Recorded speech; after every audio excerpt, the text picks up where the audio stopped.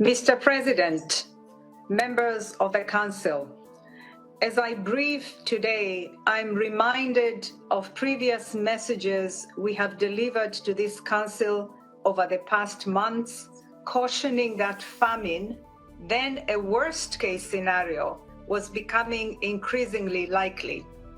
On 22nd of August, the Integrated Food Security Phase Classification Famine Review Committee confirmed that famine is now occurring in Gaza Governorate and is projected to expand further to Deir al-Balah and Khan Yunis by the end of September.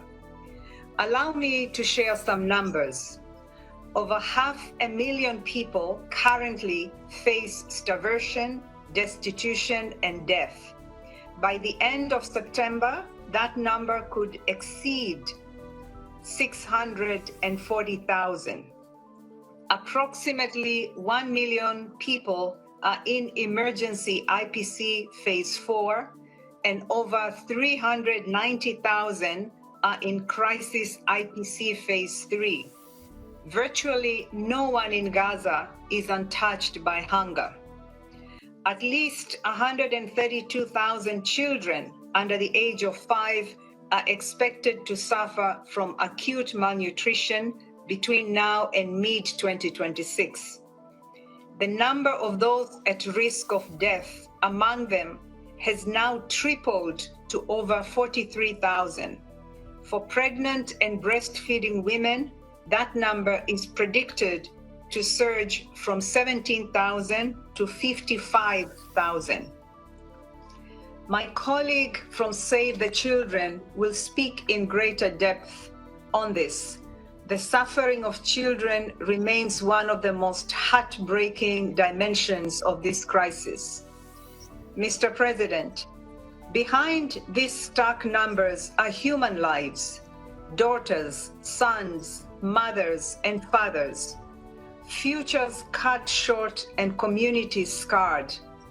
The Famine Review Committee has been called 5 times to assess food security and nutrition in Gaza. We sounded the alarm after each of these assessments. We also reported to the Council twice under Resolution 2417 on conflict and hunger, first in February 2024 and again in June this year. Let us be clear. This famine is not a product of drought or some form of natural disaster. It is a created catastrophe, the result of a conflict that has caused massive civilian death, injury, destruction, and forced displacement. Last month, over 100 Palestinians on average were killed every day, according to the estimates by Gaza's Ministry of Health, nearly twice the average daily toll recorded in May. In the same period, some 800,000 people were newly displaced, pushed into overcrowded areas that lack shelter and other essentials. This famine is also the result of 22 months of restricted and compromised delivery of essential humanitarian and commercial supplies, degraded health and nutrition systems, lack of adequate shelter, and broken water sanitation and hygiene networks, which have accelerated the spread of disease and turned menstrual hygiene into a nightmare for women and girls.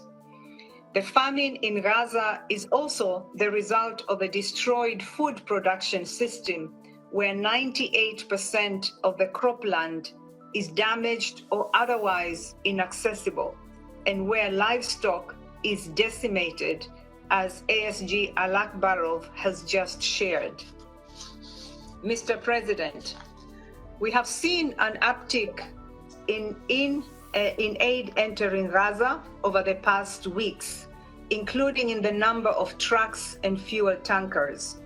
During this time, the UN and our partners have brought in at least 12,000 metric tons of wheat flour, supported 80 kitchens serving 400,000 meals daily, brought in therapeutic food for 30,000 malnourished children for 1 month, delivered truckloads of vital medical supplies, including blood units, and ensured clean water reached over 1,000 locations, alongside hygiene kit distribution and network repairs.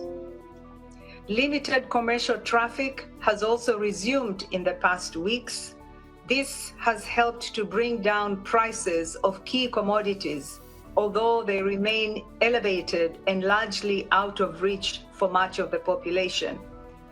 And after a long pause, supplies of animal fodder have resumed over the past several days.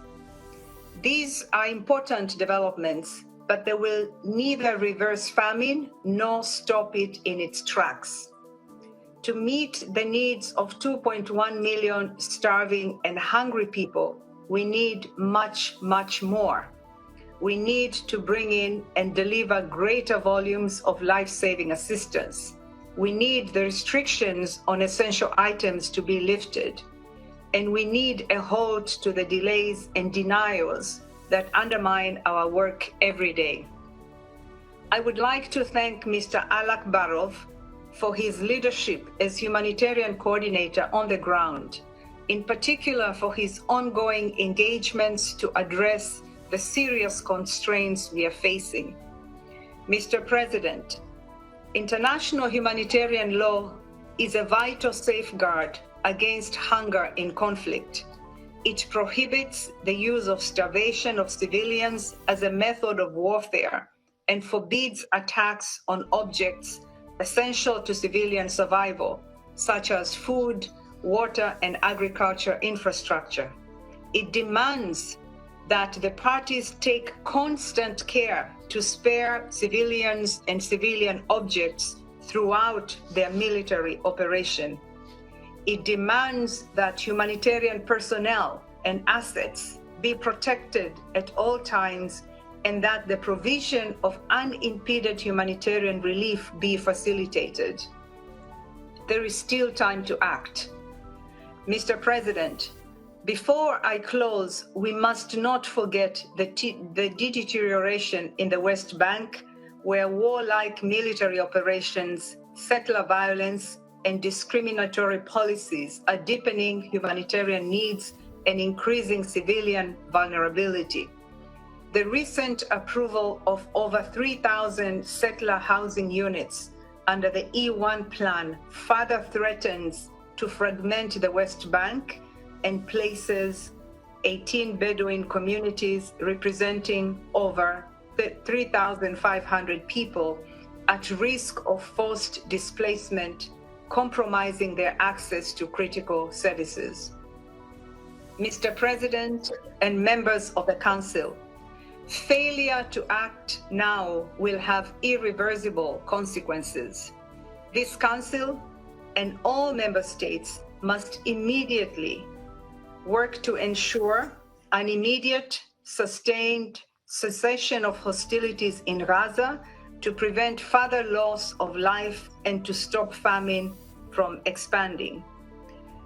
Second, the release of all hostages immediately and unconditionally. Third, the protection of civilians and critical infrastructure, including that which is essential for survival and the functioning of food, health and water, sanitation, and hygiene systems. Fourth, safe, rapid, unimpeded humanitarian access through all entry points and to all people in need across the Gaza Strip. This includes the delivery of immediate large-scale, multi-sectoral humanitarian assistance throughout the Strip, including items necessary for survival such as food and nutrition supplies, medicine, water and shelter, fuel and others. Fifth, the restoration of commercial flows of essential goods at scale, market systems, essential services, and local food production. Ending this human-made crisis demands that we act as if it were our mother, our father, our child, our family trying to survive in Gaza today.